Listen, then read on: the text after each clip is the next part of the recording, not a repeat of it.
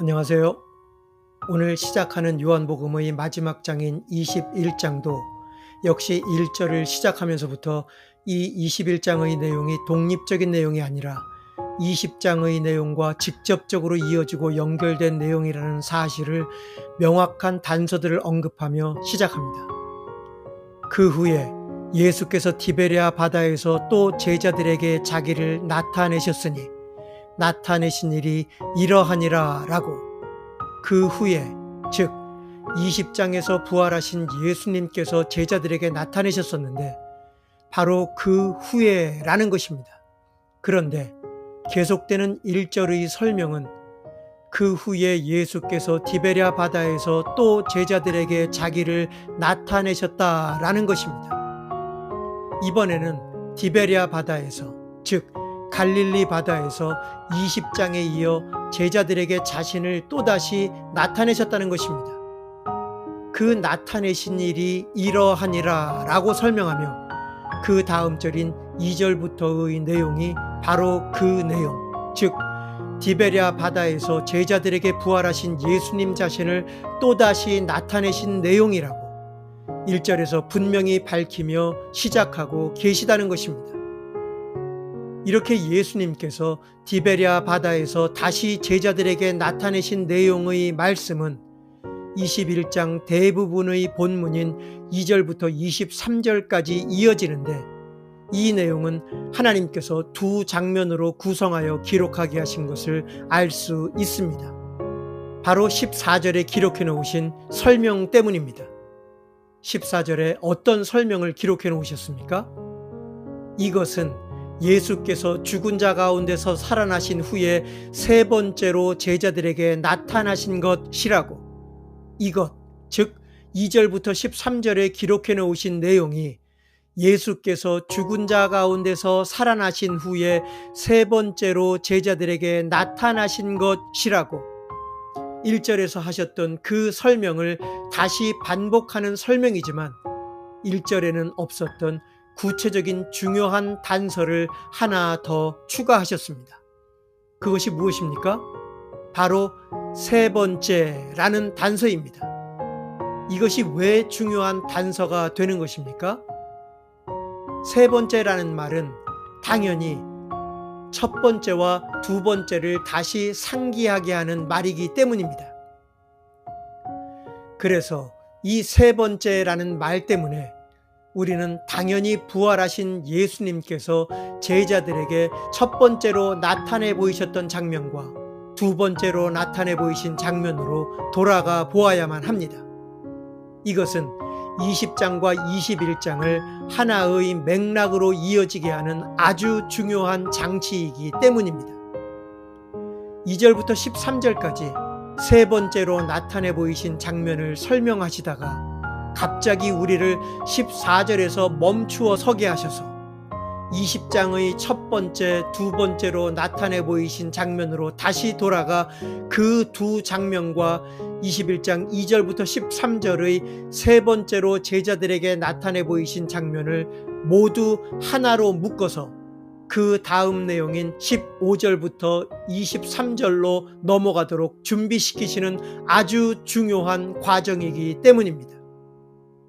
그렇다면 첫 번째로 제자들에게 나타내 보이신 장면으로 돌아가서 그 장면에서 가장 중요한 핵심이 무엇이었습니까? 부활하신 예수님의 실체를 제자들에게 확인시키시며 예수님이 하신 중요한 말씀이 무엇이었습니까? 바로 곧 세상을 떠나 아버지께로 돌아가시는 예수님께서 이 세상으로 가서 제자들이 감당해야 하는 막대한 사명과 임무에 대한 말씀이었습니다. 아버지께서 나를 보내신 것 같이 나도 너희를 보내노라 라고 너희인 제자들을 미워하고 핍박하고 죽이기까지 할 이 세상에서 그 사명과 임무를 능히 감당할 수 있도록 이제 곧 보내실 성령을 받을 것을 명하시며 그 성령과 함께 이 세상을 향하여 하나님께서 예수님을 다시 살리심으로 옳다라고 의라고 하나님이 증명하신 이런 예수 그리스도를 믿지 않는 것이 바로 죄라는 사실을 선포하며, 그런 자들은 마귀가 받는 그 끔찍한 심판을 받게 될 것이라고, 바로 이런 예수 그리스도를 증거하는 과실을 많이 맺어야 하는 제자들의 사명을 말씀하시며, 이렇게 막중한 제자들의 사역에 제자들이 선포하는 아버지의 말씀을 듣고 믿음으로 죄사함을 받는 자들이 생기고, 그 반대로 제자들이 선포하는 예수 그리스도를 끝내 믿지 않고 자신들의 죄 가운데서 끔찍한 심판을 받게 되는 자들이 생기는, 이런 어마어마한 결과를 초래하게 될 막중한 사역이 바로 제자들에게 주어진 사명과 임무라는 사실을 말씀하신 것이 부활 후 첫 번째로 제자들에게 나타나셔서 하신 말씀의 핵심이었습니다. 첫 번째에 이어 두 번째로 나타내 보이신 것은 8일 후에 그 첫 번째 나타나셨던 자리에 없었던 도마가 함께 있던 그 자리에 예수님께서 나타내 보이신 장면이었습니다. 그 두 번째로 나타내 보이신 장면에서 하셨던 말씀의 핵심이 무엇이었습니까? 물론 역시 첫 번째와 같이 도마에게도 부활하신 예수님의 실체를 나타내 보이시고 그로 인하여 믿게 하셨습니다. 이것은 첫 번째 경우와 같습니다. 그런데 지난 영상에서 살펴보았듯이 도마에게 너는 나를 본 거로 믿느냐? 라고 말씀하시며, 이렇게 부활하신 예수님의 실체를 눈으로 확인하고 믿게 된 도마와 같은 제자들과 구별되는 사람들에 대하여 함께 말씀하셨었습니다. 어떤 사람들이었습니까? 도마를 비롯한 제자들과는 달리 부활하신 예수님의 실체를 눈으로 보고 믿는 것이 아니라 제자들처럼 직접 부활하신 예수님의 실체를 볼 수는 없지만 예수님을 믿게 되는 사람들, 즉 예수님께서 17장 20절에서 하나님께 아뢰셨던 바로 내가 비옵는 것은 이 사람들만 위함이 아니요 또 저희 말을 인하여 나를 믿는 사람들도 위함이니 라고 말씀하셨던 바로 그 사람들, 즉 세상에 보내심을 받은 제자들이 예수님께 받았던 그 아버지의 말씀을 세상을 향하여 전하고 외칠 때 그 말을 인하여 예수님을 믿게 될 세상의 사람들, 즉 제자들처럼 부활하신 예수님을 직접 보고 믿지 않은, 그러나 제자들이 전하는 말씀으로 인해 예수님을 믿게 될 세상의 사람들, 또한 기록된 요한복음을 통하여 예수님을 믿게 된 우리와 같은 사람들, 바로 이것이 두 번째로 제자들에게 나타내 보이시며 말씀하셨던 아주 중요한 말씀이었습니다. 그런데 놀랍게도 이 첫 번째와 두 번째 나타내 보이시며 제자들에게 하신 예수님의 말씀은 별개의 말씀이 전혀 아니었다는 사실입니다. 첫 번째 나타나셔서 말씀하신 세상으로 보내시는 제자들에게 주어진 막중한 사명과 임무가 바로 두 번째 나타나셔서 하신 말씀인 부활하신 예수님을 직접 보지는 못하지만 제자들의 말을 듣고 그 말로 인하여 예수님을 믿게 될 세상의 사람들과 직결된 말씀이었다는 사실입니다. 바로 이러한 사실은 21장 1절과 14절을 통하여, 특별히 14절의 세 번째라는 결정적인 단서를 통해 우리가 15절부터 23절의 장면으로 넘어가기 전에 이렇게 아주 중요한 준비를 시키고 계시다는 것입니다.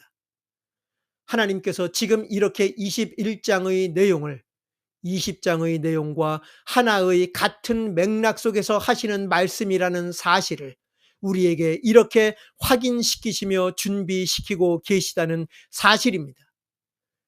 그래서 우리는 당연히 왜 이러시는 거지? 요한복음의 마지막을 장식하는 내용인 15절부터 23절에서 우리에게 도대체 어떤 중요한 말씀을 나타내 보이시려고 이렇게 20장의 내용을 다시 확인시키시며 준비하게 하시는 거지? 라는 질문을 갖게 됩니다. 그래서 우리에게 더욱더 15절부터 23절의 내용에 기대감을 갖게 하십니다. 그러나 15절부터 23절로 가기 전에 이미 파악된 전체 맥락 속에서 2절부터 13절의 구체적인 내용을 간략하게 살펴보도록 하겠습니다. 그 내용은 이렇습니다. 베드로를 포함한 7명의 제자들이 베드로가 나는 물고기를 잡으러 가노라 라고 하자 함께 따라 나섰고 그 밤에 한 마리도 잡지 못했다는 것입니다. 이러한 2절, 3절의 배경 속에서 드디어 부활하신 예수님이 등장합니다. 날이 새어갈 때에 예수께서 바닷가에 서셨으나 제자들이 예수신 줄 알지 못하는지라 라고 그 예수님께서 제자들을 향하여 얘들아 너희에게 고기가 있느냐?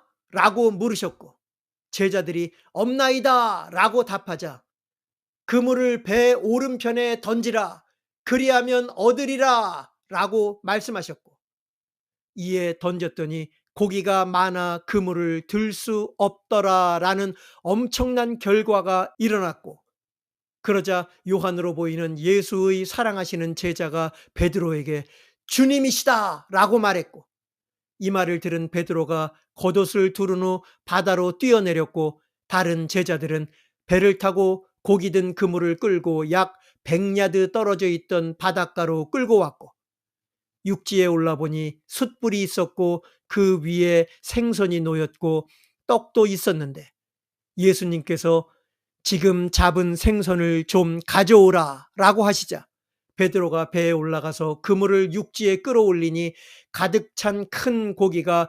153마리나 되었지만 그물이 찢어지지 않았다라고 11절까지 설명합니다.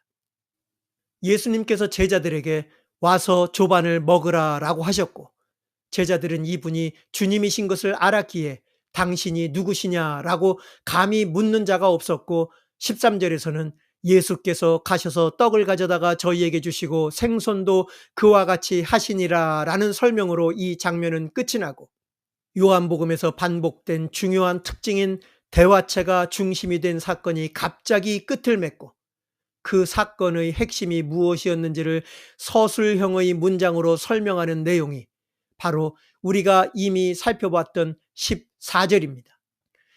이것은 예수께서 죽은 자 가운데서 살아나신 후에 세 번째로 제자들에게 나타나신 것이라는 하나님의 설명대로 2절부터 13절의 사건에서 하나님께서 우리가 집중해서 보아야 할 핵심이 바로 20장에 기록해 놓으신 첫 번째와 두 번째로 제자들에게 나타내 보이신 장면과 하나로 연결된 맥락 속에서 세 번째로 제자들에게 나타내 보이신 장면을 보아야 한다는 것이었습니다.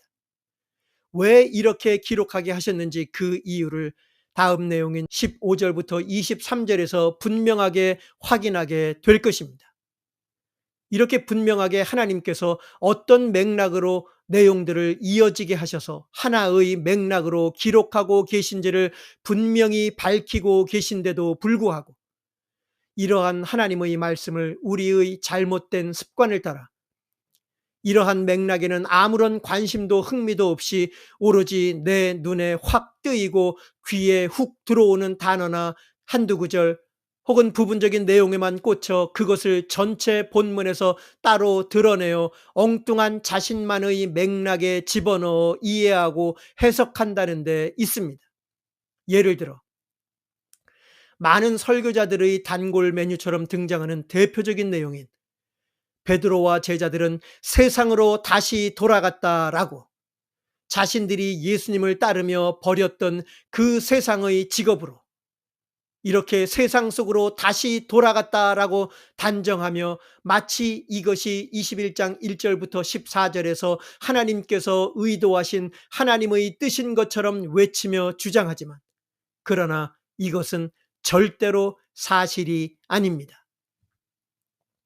왜냐하면 부활하신 예수님께서 20장에서 제자들에게 예루살렘에서 2번 나타나신 이후에 21장에서 제자들이 갈릴리로 가서 있었던 것은 세상으로 다시 돌아갔던 것이 아니라 마태복음 28장 1절부터 10절에 의하면 안식 후 첫날 막달라 마리아를 비롯한 여인들이 예수님을 장사한 무덤으로 왔는데 큰 지진이 나며 천사가 내려와 예수님의 무덤의 돌문을 굴려내고 그 위에 앉았고 무덤을 지키던 자들이 무서워하며 떨며 죽은 사람과 같이 되었고 그 천사가 여인들에게 예수님이 말씀하시던 대로 살아나셨다라고 말하며 빨리 가서 제자들에게 예수님이 죽은 자 가운데서 살아나셨고 너희보다 먼저 갈릴리로 가시나니 거기서 너희가 배우리라 라고 제자들에게 전하라는 말을 하고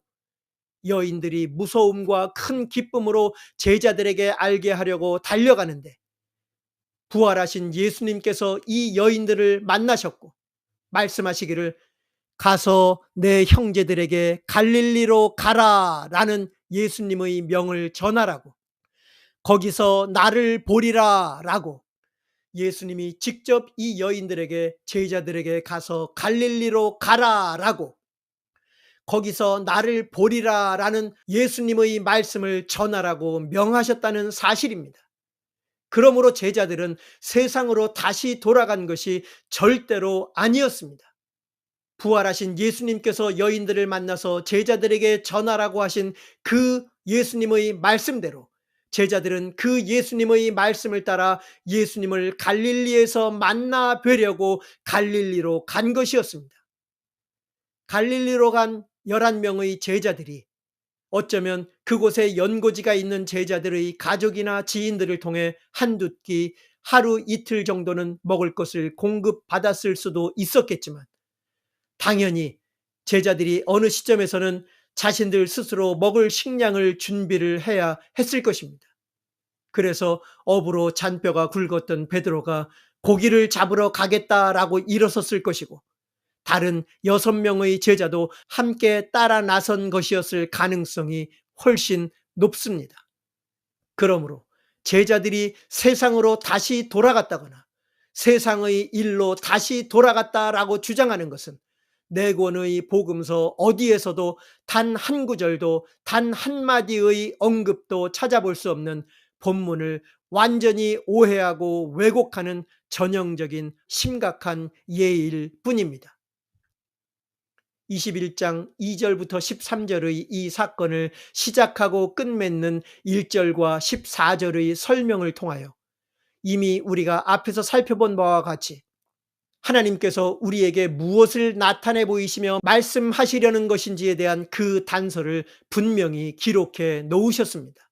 특별히 14절에서 이것은 예수께서 죽은 자 가운데서 살아나신 후에 세 번째로 제자들에게 나타나신 것이라고 말씀하시며 20장에 기록해 놓으신 첫 번째와 두 번째 제자들에게 나타나신 장면으로 다시 돌아가게 하셔서 이것을 보고 듣고 읽는 우리로 하여금 첫 번째와 두 번째 제자들에게 나타나셔서 하신 말씀이 모두 똑같은 핵심 내용으로 연결된 말씀이었는데 과연 세 번째 제자들을 만나신 예수님께서 제자들에게 무슨 말씀을 하실까?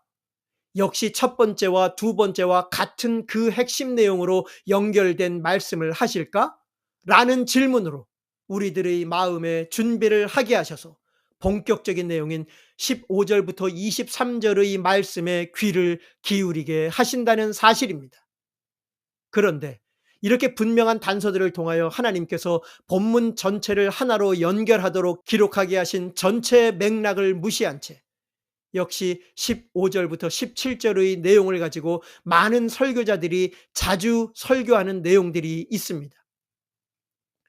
예수님의 질문과 베드로의 답변에 반복되어 등장하는 사랑하다라는 동사에 쓰인 헬라어 두 단어인 아가파오와 필레오라는 헬라어 단어의 사전적 의미를 딱 못을 박아서 아가파오라는 단어는 하나님의 절대적인 사랑을 의미하고 필레오라는 단어는 사람과 사람 사이의 친구로서의 사랑이라고 못을 박아놓고 예수님께서는 베드로에게 네가 나를 아가파오 하느냐라고 물으셨지만 베드로는 예수님을 부인했던 죄책감으로 인해 양심에 찔려 아가파오라는 동사로 대답하지 못하고 내가 주를 필레오 하나이다 라고 대답할 수밖에 없었고, 이런 질문과 대답이 두 번 반복되자 드디어 예수님께서 세 번째에서는 베드로의 죄책감을 덜어주시기 위해 단어를 바꾸셨고,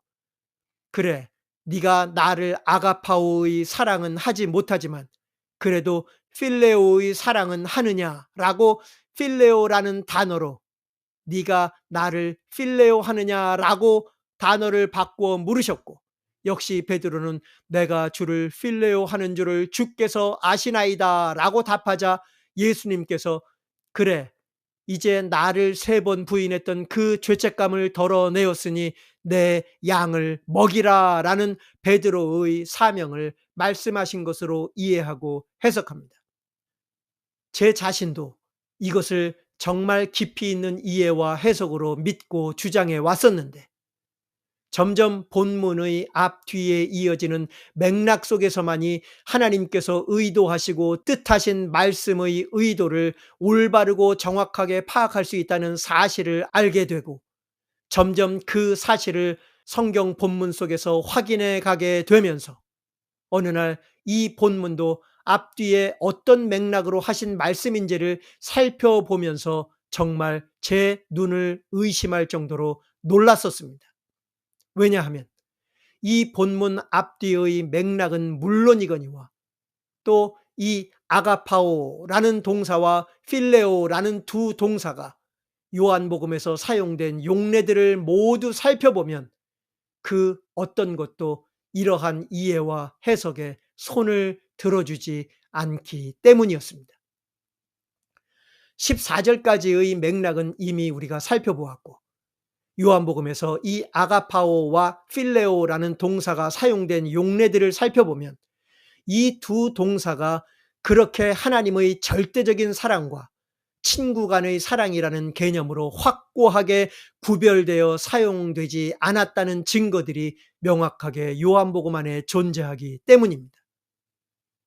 예수님이 사랑하시는 제자를 가리킬 때 사용된 사랑하다라는 동사가 13장 23절에서는 아가파오라는 동사가, 그러나 20장 2절에서는 필레오라는 동사가 쓰였고, 아버지께서 아들을 사랑하사라는 똑같은 말에 사용된 사랑하다라는 동사가 3장 35절에서는 아가파오라는 동사가, 그러나 5장 20절에서는 필레오라는 동사가 쓰였고, 예수님이 사랑하시는 자 나사로를 표현할 때 사용된 사랑하다라는 동사가 11장 5절에서는 아가파오가, 그러나 11장 3절과 36절에서는 필레오가 쓰였기 때문에 이렇게 요한복음 안에서 하나님께서 이 두 단어를 교차적으로 사용하게 하신 용례들이 여러 차례 있다는 이 사실에도 불구하고 21장 15절부터 17절의 내용에서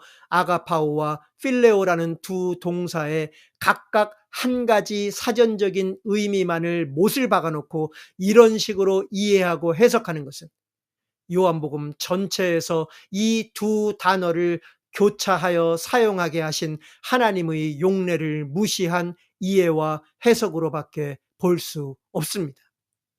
그 외에도 이 21장 15절부터 17절의 말씀에서 세 번이라는 단어의 의미를 크게 부여해서 베드로가 예수님을 세 번 부인했던 것과 예수님께서 세 번 물으신 것을 이 본문의 중심 내용으로 부각시키기도 하고, 어린 양, 양이라는 헬라어 단어의 차이를 가지고 혹은 양을 먹이라, 양을 치라 라는 동사의 차이를 부각시키기도 하고, 혹은 153마리라는 숫자에 담긴 영적인 의미가 있다라고 이 내용을 부각시키기도 하고, 혹은 21장 9절에 사용된 숫불이라는 단어가 18장 18절에서 사용된 숫불이라는 단어와 같은 헬라어가 쓰였다는 사실을 크게 부각시켜 베드로가 예수님을 부인했던 것을 다른 제자들 앞에서 완전히 회복시키신다라는 것을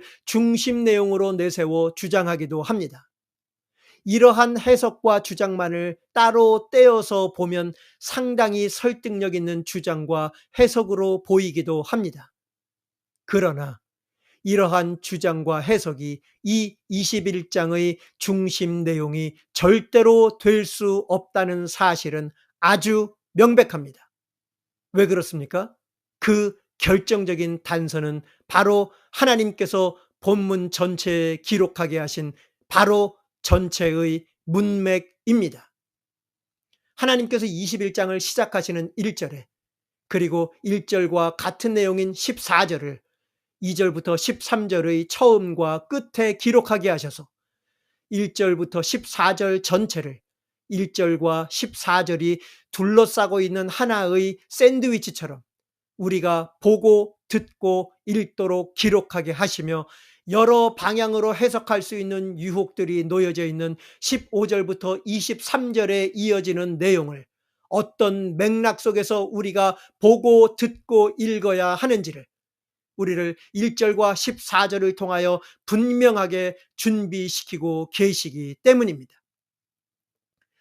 이미 앞에서 살펴본 바와 같이 특별히 14절의 세 번째 제자들에게 나타나셨다는 이 결정적인 단서를 통하여 우리를 첫 번째와 두 번째로 제자들에게 나타나신 장면으로 다시 돌아가게 하셔서 두 번 모두 제자들에게 나타나셔서 하신 예수님의 말씀의 핵심이 놀랍게도 서로 밀접하게 연결된 하나의 내용이었다는 사실을 확인하고 준비하게 하셔서 어쩌면 아마도 세 번째로 제자들에게 나타나셔서 말씀하시는 내용이 담긴 15절부터 23절의 말씀도 이 첫 번째와 두 번째 나타나셔서 하신 말씀과 일관된 맥락의 말씀일 가능성이 높겠구나라는 충분한 예상과 준비를 하고 15절부터 23절로 넘어가게 하신다는 것입니다.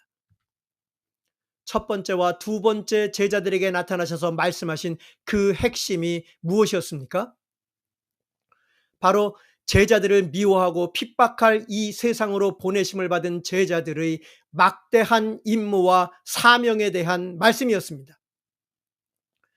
자신들을 미워하고 핍박하고 죽이기까지 할 그 세상으로 가서 성령과 함께 죄와 의와 심판에 대하여 외치고 증거하며 이렇게 제자들이 증거하는 말을 듣고 예수님을 믿게 될 사람들에 대한 말씀까지 바로 이것이 예수님께서 첫 번째와 두 번째 제자들에게 나타나셔서 하신 말씀이었습니다. 이것을 명심하고 세 번째 제자들에게 나타나셔서 하시는 말씀인 15절부터 23절을 보면 하나님께서 우리가 무엇을 보고 듣고 읽기를 원하시는 핵심 내용인지를 분명히 알 수 있습니다. 바로 첫 번째와 두 번째 제자들에게 나타나셔서 하셨던 말씀과 직접적으로 관련된 말씀, 바로 그 부분이라는 사실입니다. 그것이 무엇입니까? 바로 예수님을 사랑하는 베드로가 먹여야 할 내 어린 양, 내 양입니다. 질문이 던져집니다. 아니, 왜 내 어린 양과 내 양이라는 말씀이 첫 번째와 두 번째로 제자들에게 나타나셔서 하신 말씀과 직접적으로 관련된 말씀이지? 라는 질문입니다. 그 결정적인 단서는 바로 내 양, 즉 예수님의 양에 대하여 말씀하신 요한복음 10장에서 그 단서가 시작됩니다. 바로 그 예수님의 양에 대한 말씀이 요한복음 10장 한 장 전체에 걸쳐서 말씀하실 정도로 너무도 중요한 말씀이었기 때문입니다. 자세한 내용은 10장의 영상을 참조하시기를 부탁드리고 10장에서 구체적으로 누가 예수님의 양이라고 말씀하셨습니까? 예수님의 양의 특징이 무엇이라고 말씀하셨습니까? 바로 예수님의 음성을 듣고 예수님을 따르는 자라는 것이었습니다. 이 우리에 들지 아니한 다른 양들도 역시 예수님의 음성을 듣고 한 무리가 되어 한 목자이신 예수님에게 있게 된다는 아주 중요한 말씀을 하셨었습니다. 그런데 이 우리에 들지 아니한 다른 양들, 즉 이방인들이 어떻게 예수님의 양의 한 무리에 있게 된다고 분명히 말씀하셨습니까? 놀랍게도 바로 예수님의 음성을 듣고입니다. 그런데 예수님을 직접 보지 못하는 우리 같은 이방인들이 어떻게 예수님의 음성을 듣고 그 예수님을 따르게 된다는 것입니까? 그것이 바로 예수님께서 17장에서 아버지께 제자들을 위해 기도하시며 하셨던 말씀 속에서, 그리고 부활하신 제자들을 첫 번째, 두 번째 만나셔서 이르신 제자들에게 맡겨진 막중한 임무와 사명을 전하시며 하신 말씀이었습니다. 바로 제자들을 미워하고 핍박하고 죽이기까지 할 그 세상으로 보내심을 받은 제자들이 성령과 함께 예수 그리스도를 세상을 향하여 증거함으로, 이렇게 제자들이 전하는 말씀을 통해 예수님의 음성을 듣고 예수님을 따르게 되는 사람들, 그리고 하나님께서 기록하게 하신 이 요한복음을 통하여 예수님의 음성을 듣고 예수님을 믿고 따르게 되는, 바로 이런 예수님의 양들에 대한 말씀이 15절부터 23절까지 이어지는 가장 중요한 말씀이라는 사실을 알게 된다는 것입니다.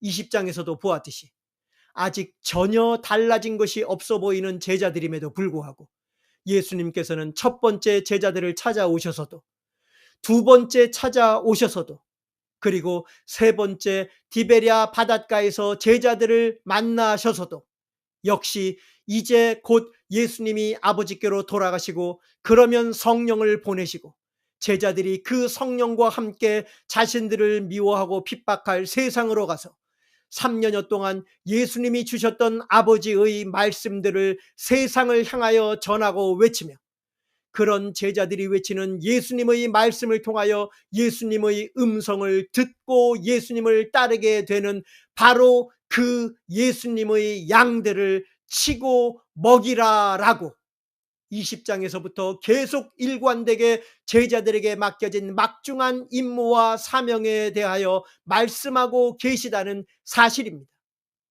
이런 임무와 사명을 감당하다가 베드로가 어떤 죽음을 죽게 될 것인지를 18절부터 19절에 말씀하신 예수님께서 베드로에게 나를 따르라 라고 말씀하시고, 베드로가 그 예수님의 명대로 예수님을 따라가고 있는데 예수님의 사랑하시는 제자인 요한이 자신들을 따라오는 것을 보았습니다.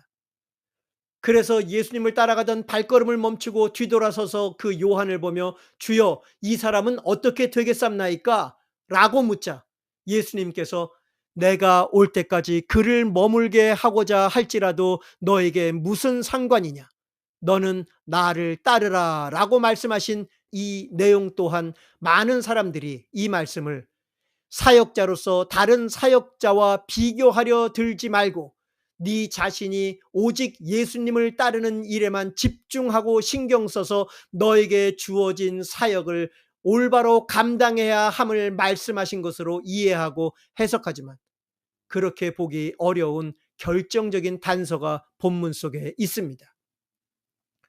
나를 따르라 라고 할 때 사용된 따르다 라는 말이 사역자로서 오직 예수님만 바라보고 예수님만을 따르라 라는 의미가 아니라 그냥 지금 예수님께서 제자들과 함께 있던 그 자리에서 베드로에게 나를 따라오라 라고 말씀하신 것으로 보이고, 그렇게 베드로가 예수님을 따라 걷고 있는데 그 뒤를 예수님의 사랑하시는 제자인 요한이 따라오고 있는 것을 보았고, 베드로가 돌이켜, 그러니까 예수님을 따라서 걷고 있다가 돌아서서 자신들을 따라오고 있는 요한을 가리키며 예수님께 물었고, 이렇게 예수님을 따라 걷던 베드로가 멈추어 서서 요한을 보며 묻는 것을 보시고는 그가 어찌 되든 너에게 무슨 상관이냐라고 답하시고, 예수님을 따라오던 걸음을 잠깐 멈추어 섰던 베드로에게 거기 그렇게 멈추어 있지 말고 계속해서 나를 따라오라 라고 말씀하신 것일 가능성이